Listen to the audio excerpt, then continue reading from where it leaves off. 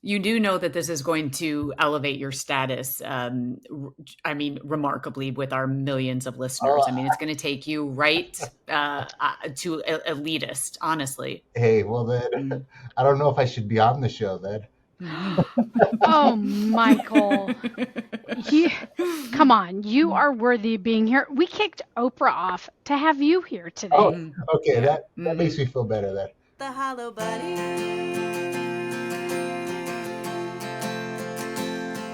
And we all feel hollow sometimes. Greetings and salutations, and welcome to the Hollow Bunny Leadership Podcast. I'm Kristen Zeman, and I am here with my gorgeous and extremely intelligent co-host, Sylvia Moyer.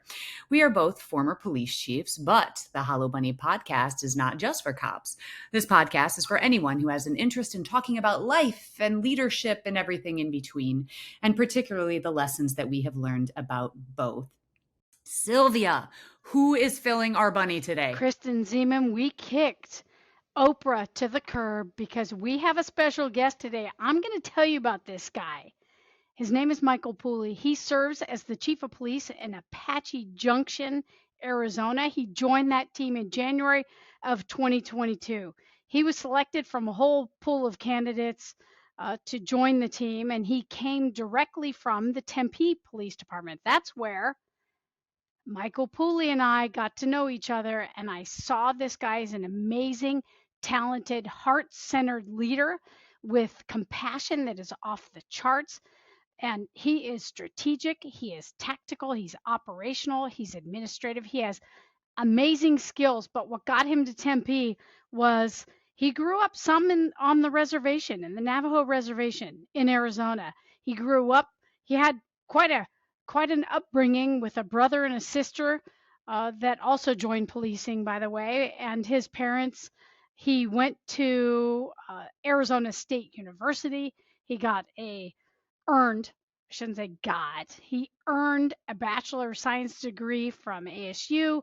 He earned a master's from NAU. He's a graduate of the Northwestern University School of Police Command and Senior Management at the Senior Management Institute for Policing. He's got a lot of stuff. It's so much I can barely even say it, right?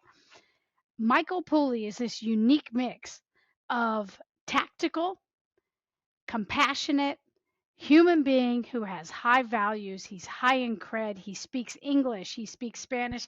He's a guy that others want to follow, Kristen Zeman. And I got to watch his amazing ascent in Tempe that got him to the place where he was right and ready to serve in Apache Junction.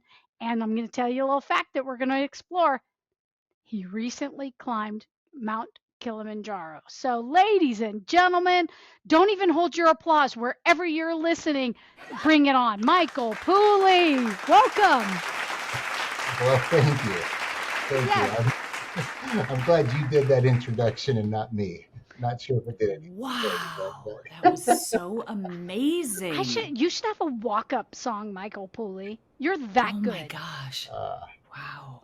What would it be, that walk-up song? That would be amazing. I'm not really sure, but it'd be something with a lot of bass for sure. lot So, of Mike, All right. Mike Pooley, you know what a hollow bunny is. I think you may have witnessed one or two in your day. We want to explore how you've dedicated your life to police service, some of the lessons you've learned, and really kind of let's start actually before that. Let's start with, so you're known as a really high value leader. Where'd your values come from? Talk to us about that. Well, first, thanks for letting me be here, and I appreciate all the kind words. I really do. It means a lot. Humbling, I guess. I would say for me, everything I've learned, the majority of what really has guided me through life is my mom and dad. Yeah. Growing up on the reservation, we lived in a little trailer. We were, there was 8 of us in this trailer, and we had sheep and we herded sheep. And it was we didn't have a lot, but I never knew that growing up. I knew I had my mom and I had my dad. I knew that they were there for anything I needed. and they valued education. They always pushed education on us. They wanted us to have as best of a life as we possibly could, no matter what. And I think that's really where it started. I love my parents dearly. I never wanted to do something that would embarrass them or I always wanted to make them proud, I guess. And those values have carried on with me throughout my entire adult life and most of my childhood, but my entire adult life for sure. That's really cool. And so help folks understand about the reservation. Help folks understand kind of that and then how that informs how not only you have shown up as a dad with your four amazing kids. I'm telling you, Kristen, his kids are not only smart, they're athletic, they're really kind people, and they're really easy on the eyes. They're all beautiful little humans. So, how did that inform really how you show up, not only as a dad, but in this leadership journey that you've pursued? I guess what it was is even though we didn't have a lot, my parents always really tried to include us on just what was on the outside world. I remember my dad would bring home strangers for dinner all the time. Families just would show up at our doorstep, and we didn't have a lot, but we would make room for them at the table.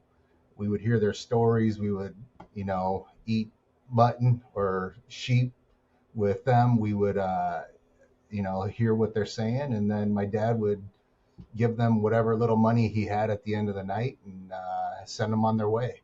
And this was a continual thing, whether it was Thanksgiving, Christmas, you name it. I remember one time my dad, so the reservation where I'm from is in the middle of nowhere. It looks exactly the same way it did when my dad was born and raised on the reservation. Dirt roads, no infrastructure, completely isolated and desolated area. Most people may not think it's beautiful, but when I look at it, I think it's home and I think it's an amazing, beautiful place. Um, what happened is when we would go into town, I remember one particular time there was a homeless guy intoxicated, and we went to Taco Bell, and my dad invited this guy to come eat with us.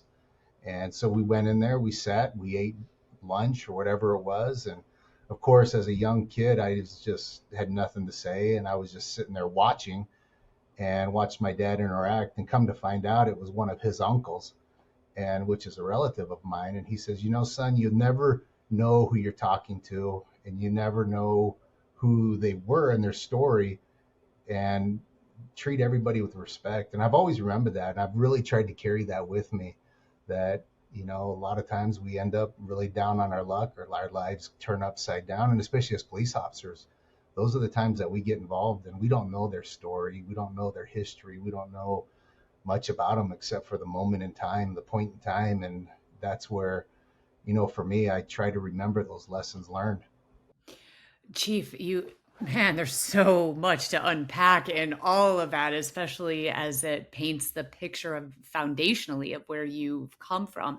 So, what I hear in there are acts of service that you got from your parents that was instilled in you, and that notion of human dignity and respect. So, help me understand how you went, from the reservation, and decided to go into law enforcement. Was it something that your parents supported? Obviously it seems like those values are ingrained in you, but were they supportive of that, or did it come out of nowhere? Talk to me about that. Yeah, so I didn't have anyone in my family in law enforcement. Nobody, and the tribe. When you live on the reservation, there is a lot of, I guess, some animosity towards the government, whether it's federal, local, whatever it is. Substance abuse is high. My parents, we were surrounded by it, but they always said, "Don't drink. It's destroying our people as a culture." It's a cultural. The culture is so rich on the reservation, but it's being destroyed by substance abuse, whether alcohol or drugs or whatever it may be. And that was one of the reasons we moved off the reservation, is because it is hard. I was going to boarding school up there with my brother and sisters, and when I came to the city, I just fell in love with what a police officer, in my opinion, was. I remember seeing them, and they were mysterious creatures that looked sharp. They seemed like somebody that I wanted to be like. And when I made the decision to, so before I was a police officer, I was a teacher for 2 years. And I taught junior high math on the reservation, the local reservation here in the Valley at Phoenix area on the Salt River Reservation. And again, it doesn't matter which reservation you went on. There's a lot of the similar problems, similar feelings towards government. And so when I finally got to the point, I said, you know, I want to do this. I did. I talked to my dad, and he was very against the idea. He so much, in fact, he was kind of upset that I decided I wanted to do this. And he told me a story he had never relayed to me in the past, and his animosity came from a time that he remembered when he was 16 years old. He left the reservation to go pick his grandma up from the hospital, and when he left, he got pulled over by a police officer, and the officer pulled him out and took him to behind the car and beat him up and told him, "Don't ever leave the reservation again. That's where you guys belong." And that was my dad's impression of being a police officer. And he told me, he says, "You know, son, if that's really what you want to do, don't become like them, quote unquote them. And just remember who you are, where you came from, where your family's from, and don't ever forget the history." And so I did. I joined, even though my dad was very against it. And soon after, my brother joined. He became a police officer, and my little sister became a police officer, and several cousins, and have all gotten in law enforcement. And it started a law enforcement family. And so now, my dad, he always carries a picture around of my brother, sister, and I, and tells everybody how much he loves police and how they're such the greatest people in the world. And so, I always use that to say, you know what, there are a lot of cultures, people that don't trust the police, or they don't have any connection, or they don't believe them, they fear them, whatever it is. But I also know that a bridge really can be built, and I've seen it in my own family, where now the entire Pooley family loves law enforcement, and it's changed an entire generation and future generations of feelings towards law enforcement. Oh, I love that so much. And we talk so much about leadership on this podcast. And it reminds me of part of the reason I wanted to try and promote, because I had such bad leaders that I thought, my gosh, I mean, I'm going to try and do better and try to be the leader I wish I had. And it's the same with what your dad said to you, is here was the negativity and the interactions that we've had with law enforcement. And if you're going to do this, change it from the inside out. That is so powerful to me. That's an incredible story. Right?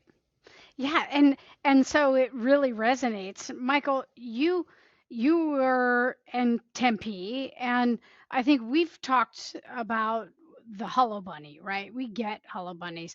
So can you speak to kind of how that resonates with you, and then your commitment to really filling your bunny, and kind of how you consistently fill your soul and fill your bunny so that you can serve people? Yeah, absolutely. I never, and I think a lot of the good police leaders really never in the beginning saw themselves as the change agent, or the one wanting to promote. And I was the same way for the first 12 years of my career. I never had any intention to promote. It was always just I loved operations. I loved chasing the bad guys. I just loved it. I was good at it.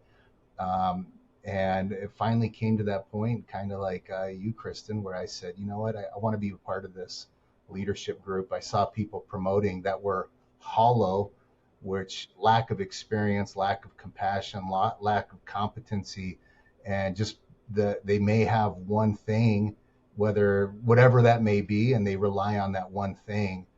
Where for me, I wanted to have not only the experience and the credibility, but I also wanted to bring the compassion and the passion of the job and profession with me at every level and every rank I was at, all the way up to chief now.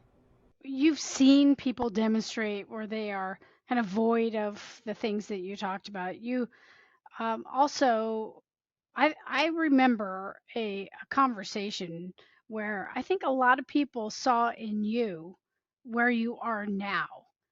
So I'm hearing you didn't see yourself serving as a chief.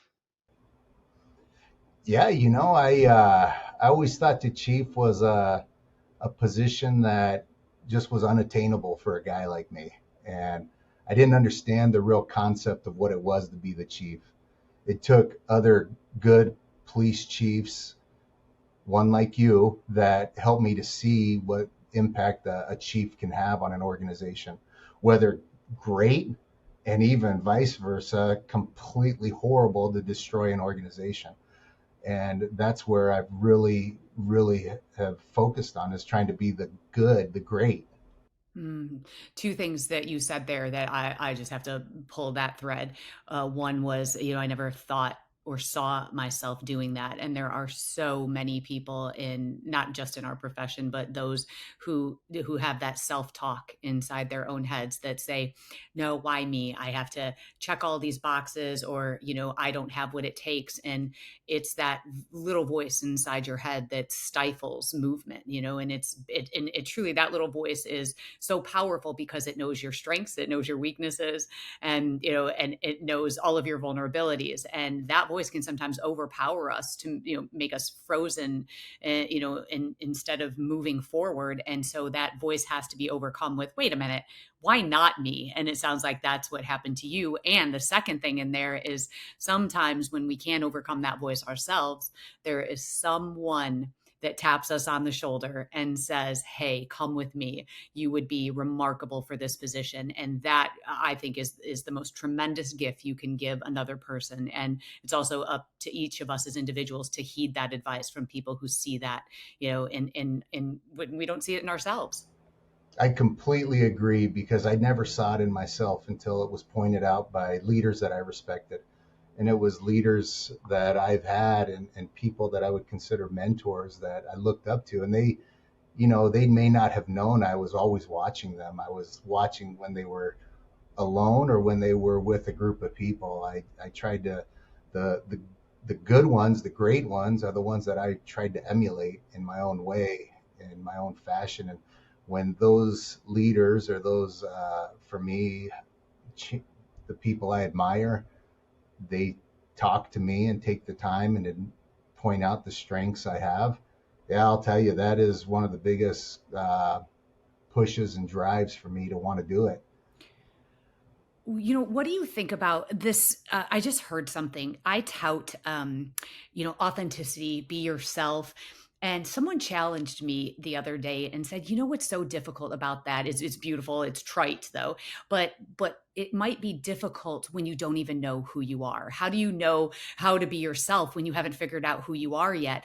And I love what you just said. And it just connected those dots for me, because so many times we tell people, just be yourselves, be authentic, but we don't know who we really are. We have to develop that. And we develop that by watching others. We watch great leaders and we emulate those traits of integrity, of compassion, all the things that you mentioned. And we become, we turn into something, we evolve. And so I love what you just said in emulating others. And it struck a chord with me, because we tell people, just be yourself, but sometimes people really don't know who they are yet. So it's great to watch and learn from others. No, yeah, and I agree with you on that. It's I always try to tell my staff now that, just from my experience, whether it's my dad, I try to emulate who he is and how he is with, for me, one of the number one thing I knew from being little and having a dad that I just loved, I knew I wanted to be a dad. I knew I wanted to be a good dad, because it looked like it was fun. It looked exciting. It looked like a lot of different things.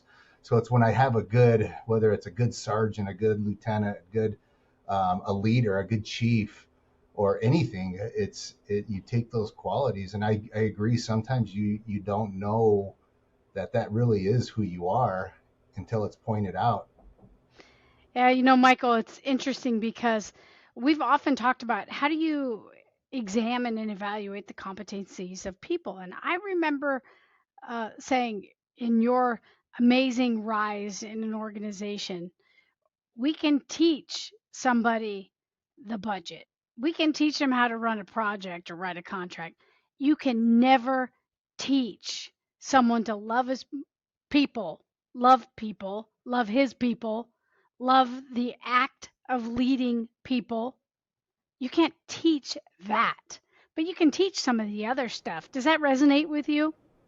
Yes, it sure does, and I think that's a barrier that sometimes we think that you do lack those qualities. I had no idea how to budget. I didn't know what a CIP was or a capital improvement project was, right? I didn't know how to get grants and how to write them. But you're right. It's that's easy to learn. It's the hard part is just really showing up every day and caring about people. And that right there, I think, is what carries and changes and transforms an organization. Yeah, without a doubt, because it permeates the culture, the climate. It permeates how people interact with each other and with themselves, for sure. What do you say about this assertion that one of the traits that is most essential about a police chief today, about a leader today, is endurance? And endurance in intellectually, physically, emotionally. We don't talk about it enough, but that is the trait that is absolutely essential. What do you say to that? I would say it's spot on. And until you've experienced it, it's hard to really understand and describe. Um, Everyone expects you to be on your A game at all times. They don't care about what's going on in your personal life. If your kid got in trouble or you got something with, as the chief, none of that matters. What matters is that you're here, you have the answers, and you're gonna do it the right way, whatever the right way is by somebody. That's what they expect, and um, it's tiring, it's exhausting, but it's also exhilarating and an incredible experience. Right? And so speaking to that, we kind of we kind of mentioned earlier that you and a buddy went to the top of Mount Kilimanjaro, and you shared with me that you were told that the mountain will speak to you. It will teach you if you listen.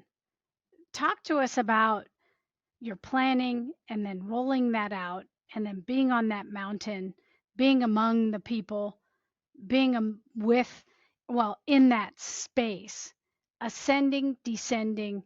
Talk to us about that. Help us understand why was that so important to you and what'd you bring back, Michael Pooley? I just got back last week on Wednesday, and I still got a little cough that I got from there. And it's always been on my bucket list to do. And when the opportunity came, I jumped at it. And myself and another colleague from Tempe Police Department went with me, and a couple other people I know. And it was one of those experiences of a lifetime that I'll never forget. But I did tell you that I was told that the mountain teaches you that that mountain is something special about it, and if you just listen, you'll learn and you'll hear what you need to hear. I'm a big nature guy too, right? I love hiking. I love nature. I just am impressed whether it's a desert, a rainforest, or whatever it is. It speaks to me. And I had a lot of things, whether it was professional, personal, goals I want to do, other things that I really been thinking of over the past, several years. And you have a lot of time to think when you're walking for 7 days. And a lot of times it's quiet. And a lot of times you just are lost in your thoughts. And you look out at the beautiful area of Africa we were in, look at the people that are from there, and everything was teaching me lessons. And bottom line, it came down to be a good person, no matter whether it's in the dark or in the light, be the same person. This is so interesting, and here's why. Sylvia and I talk all the time about stillness and silence and about how answers come to us when we just take that moment to listen, to our internal voice.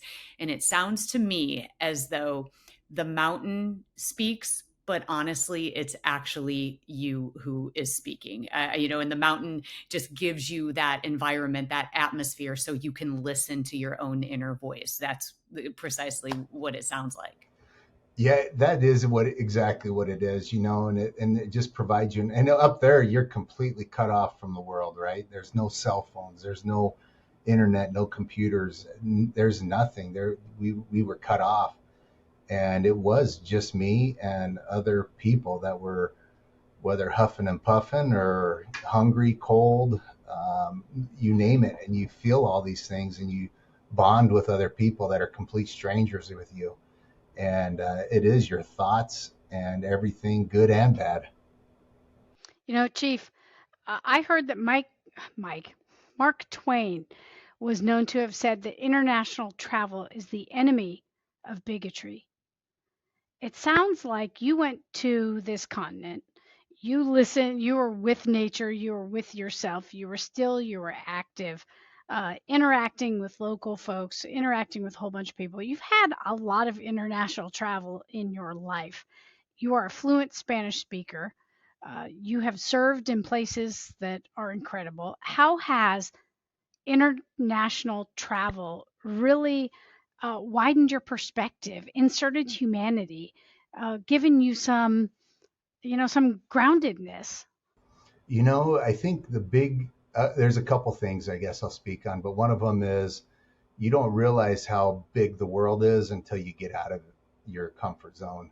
And you see that you're really a minuscule piece in the world. And but I've also seen that with that, there are people throughout the entire world that I have met that have made significant impacts in the location they're at. And it all boils down to me that it's a lot of them just care about their communities, and they care about what they're doing. They're honest, their integrity is high. And I've seen that whether you have a lot of money and you're a millionaire, billionaire, or if you're living in a tin shack with a tin roof with dirt floors, that is making a significant impact on hundreds of people around you. Wow. So how about a couple quick hit answers? We'll ask you a couple things, and just whatever comes up for you for our listeners, and really thinking about what fills your bunny. So, the greatest challenge as a leader. I would say keeping up with everybody and always having that smile on your face. Yeah, you have 125 folks. That's hard to do, right? Kristen, you jump in at any point if you have one. What really excites you about coming to work every day? I love the energy that I'm able to bring into the building and make that felt, that everyone matters, whether you're the janitor or you're the lead detective on a major homicide. So you mentioned climbing the mountain is something that you did, and I know that centered you and makes you a better leader. What are other things that you do that maybe aren't as physical, that make you better at what you do? Reading. I had a phenomenal chief that taught me the importance of reading, and she was Wonderful. incredible. Readers are leaders. Perfect. I also have to say here, I looked up Mount Kilimanjaro, and that's 19,000 feet, and you climbed that. Can I just tell you that for my 50th birthday, which is this month, I'm climbing mountains in Colorado. I'm going to the Willow Lakes and Herman Gulch, and I just looked up the elevation, and I'm so embarrassed to tell you what the elevation of the Oh, tell mountains I'm all of climbing. us. Tell all of us. They're 2,000, 2,700, and the other one is 1,700, and you just climbed 19,000. And so now, you know what? I'm going to take my little hiking books and hiking boots, and I'm just gonna go sit in the corner. So as you were. Ah, Michael, Kristen Zeman, you're getting out there for your 50th. Most people on their 50th would get a mani petty, but you're going out to bond with nature. You be proud, sister. I am. I've been training with my rucksack for those 2,000 feet that I'm going to climb. That's crazy. Don't forget to hydrate. So Michael, there's a lot that goes into preparation. You talked about reading, and so some people tend to read the same stuff. Talk to us about like what's expansive that you read. Do you go out and look for things that might be outside of the norm of what others would kind of suggest, and then also talk to us about the other kinds of prep. What do folks that are listening to this need to know about how to prepare, how to enhance their readiness intellectually, emotionally, uh, spiritually, physically, all that stuff, all the lees. Come on, bring us something for our listeners. Well, I like to read a lot of history. Yeah. For me, it's fascinating. I like to bring little lessons that were learned from it, and also just current leadership books. The I also, for me to for my own space, I guess I really just I like to be alone sometimes. I just like to go. I go on hikes by myself or trail runs, and I just sit there and I watch the sunrise or the sunset, and I just get lost in my thoughts. That's awesome. I showed Kristen Zeman my special meditation spot in Arizona and in Sedona overlooking the Oak Creek, and just being in space with that, with nature and stillness. We've talked about it several times. I think we're getting kind of a clue that part of your journey is being still and being comfortable in your own space. I had a chief recently who left the business of being a chief after just 10 months. And this chief said it was far more difficult than I ever expected, and it was so lonely. Don't you think, Michael, and in what way might you think, chief, that getting to know yourself and being okay in solitude actually helps you prepare for the loneliness of being the top person? It, I would say it prepares you significantly because there are times where, yeah, you have to close the door and it's you making a decision on someone's career or someone's um, position or a budget. I mean, there's a lot of things you're getting pulled in a lot of different directions, and you don't have a lot of people to lean on, and you have to be comfortable with that. And you really have to embrace your decision and know your weaknesses and know your strengths. And I think that's what helps me when I'm by myself. I don't mind being alone anymore. I'm fine with it. I can do it, but it's this feeling you just have to get comfortable with. Isn't that the truth? I told you, and I've told Kristen Zeman over here, how affirming it was for my life to actually. I traveled a little bit in Vietnam and Japan by myself, and I was solo, and it was a life affirming. And I found quite paradoxically, I was more independent, yet closer to my people, right? Closer to my folks, my those people that I love and that I'm connected with. So how can one be more independent, have strong agency, and be closer to people? It seems paradoxical, but I found it to be true. Does that resonate with you? Yeah, absolutely. It is. It's one of those things you get those moments where you're alone and you get so excited to share a special thought or a special sight. And the first person you want to share with is the ones that are closest to you. And they're the ones that you think of, I think, the most. Yeah, I think the lesson here also is know thyself. I mean, when you learn, yourself, then you can be better for all of those around you. It's self care, and that sounds exactly what you're doing. You are filling my bunny today, big time, Chief, big time. For Well, sure. thanks. For sure. I have two more questions for you. So one is, what do you really want people to know? Our millions of listeners, millions and millions of listeners, Chief Pooley. What do you want them to know? I would say, our world is full of chaos, a lot of turmoil, whatever. don't worry about that stuff. Worry about what you can control and the impact you can make on your little world. And I'll tell you, I think that's what's going to change our climate, our country, whatever it may be. Thanks for that. And then the final thing is, if there's one thing that just nags at you like a pebble in your shoe, being a hiker, it Oh feels yeah. enormous, right? And they're typically, you take off your shoe and you look, you say, this little thing, are you kidding me right now?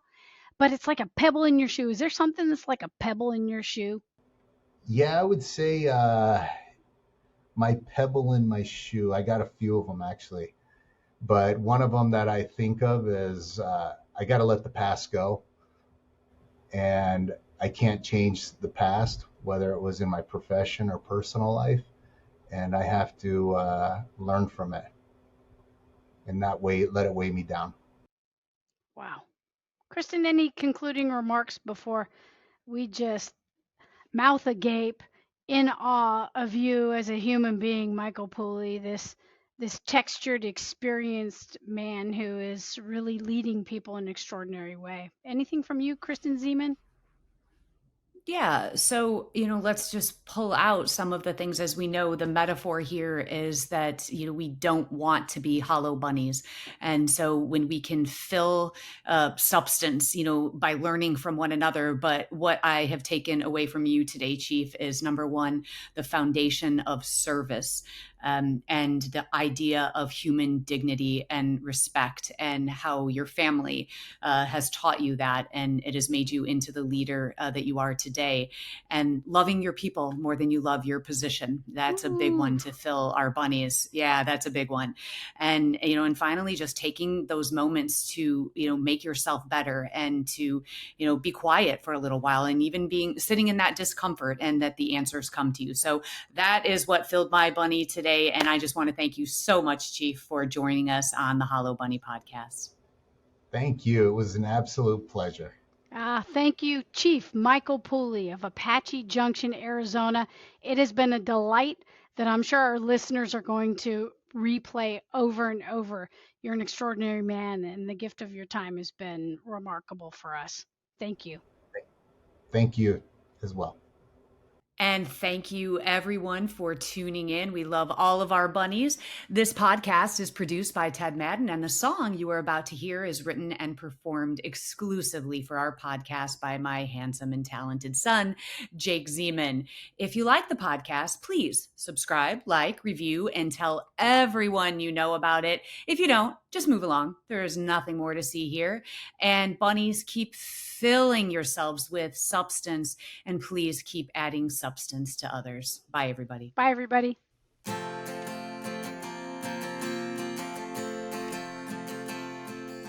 When you look inside, what do you find?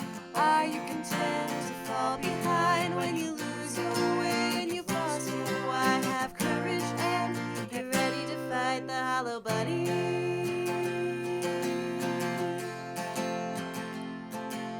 When the way ahead is covered in smoke and you're tired and scared and you're losing hope, you'll open your heart and your eyes to see a challenge and a question. Why not me?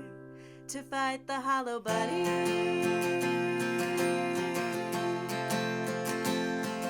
And we all feel hollow sometimes,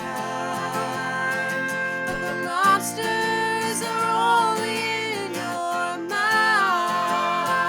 It's a tough pill to swallow, but if you're brave and kind, you'll be alright.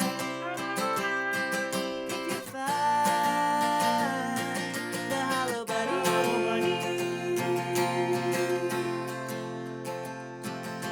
When the challenge ahead scares you to death, you tame the imposter inside instead. To change the world, you've got to start small. It takes a leader to say, I don't know it all, and I know I'm gonna fall, but I'll pick it up and come back stronger, failing forward and moving onward, doing the hard thing and the right thing, forever fighting the hollow bunny.